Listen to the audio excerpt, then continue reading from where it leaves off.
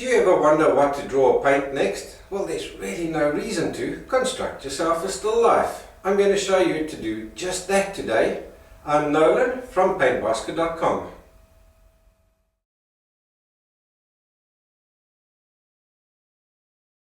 You don't need any fancy props to create yourself a still life. The fanciest thing that I've got here is this flower tin. My favourite place to find subjects for a still life is to raid the kitchen.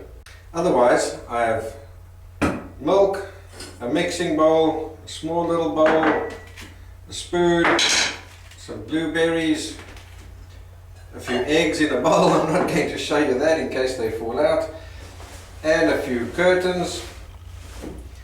Then at the back here I've got a board which I've propped up on an easel just so that I can create myself a nice background. When selecting items for your still life, grab items that are related to each other. That's why I like raiding the kitchen, because everything in the kitchen already does relate to each other. Now all we need to do is arrange all these items to form a pleasing composition. And that's where the guys have the biggest problem. You've got 17 types of compositions. I choose one way up front. Even before I've decided what items to put in the composition, I've chosen what type of composition I'm going to do.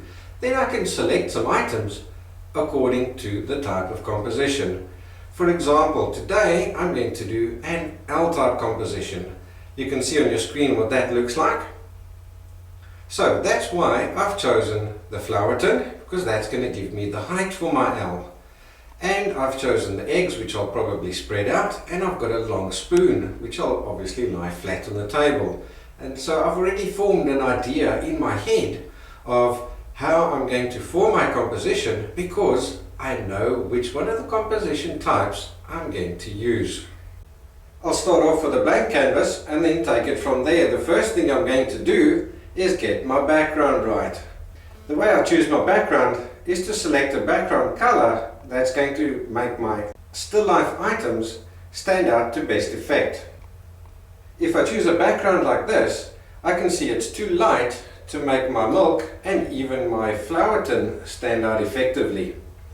It's also way too busy. There's too much going on in the background, so we'll use a different background. I use old curtains for my backgrounds, and I don't even necessarily paint them in. All I'm looking for is to make sure I've got the right contrast for the items in my still life. Now, doesn't that look better? All we need to do now is arrange the items. Seeing as I've decided to use an L composition, I need to put my tallest item on the side and then lay the smaller items out that direction to form my L like that. So I'll start off with him, and I think I'll start off with my spoon. From here I can try different items. Let's place a few eggs. Don't worry about where you put them, just put them down randomly. Maybe some milk and a mixing bowl, and here I've got a pack of blueberries. Looking at this composition, I can see everything all seems to be bunched up over here, so I don't have my L composition anymore. I've got sort of a round ball, so that's not the composition I was looking for. So now I need to rearrange and take out and modify all my items to form my L shape. So let's take a look. My big concern at this stage is this bowl. You see, if I take him out, I'm already heading back towards my L shape. So that's already a good start. So I think we'll dump the bowl. Here's also a high item which is taking away from our L shape. So what happens if we move him to there? There we go, I'm already heading towards an L shape. So now I need a few more things going up that way. Let's maybe dump him for now. And if I spread the eggs out maybe in this direction, maybe one way out over there. There we go, now I've got my L shape back again. What I would like to do though is bring in my blueberries. Maybe I could lay a few down like that. That's a possibility.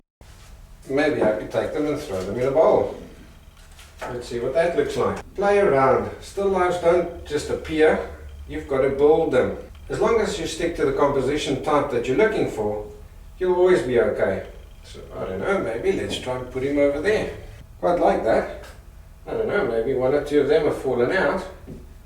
Yeah, he's rolled over there, we'll leave him there.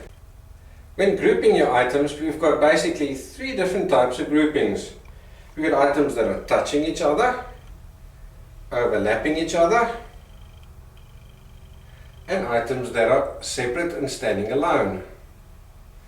Try and get at least two of those three groupings in your still life. That keeps it interesting. Then finally, fine-tune the items to get the best lighting. When lighting a still life, you want the light to come strongly from one direction so that you get maximum contrast between your highlights and your shadows.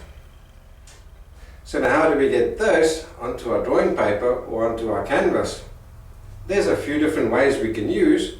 One way is to take a photograph, print it out and transfer it using the grid method or one of the other transfer methods that you know. Another way is to draw it out freehand. Don't be scared to draw freehand. It's good practice, and if they do come out a little bit skew, you tune it as you go along.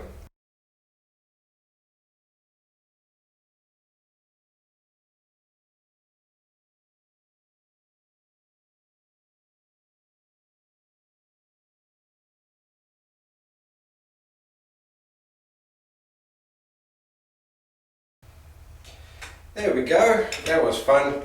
I hope you enjoy composing your own still life. I'll see you next time. I'm Nolan from paintbasket.com.